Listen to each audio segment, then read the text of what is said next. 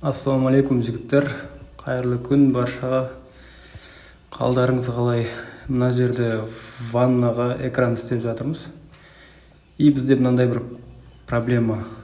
Ваннаның ортасы қисық. 3 миллиметрға дейін разница беріп тұр.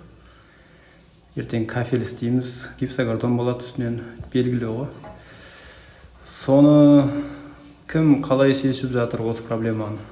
Тек профессионал жігіттер өз ойларыңызды жазып кетсеңіздер, қалай шешеміз? Пікірлеріңізді білгім келеді просто.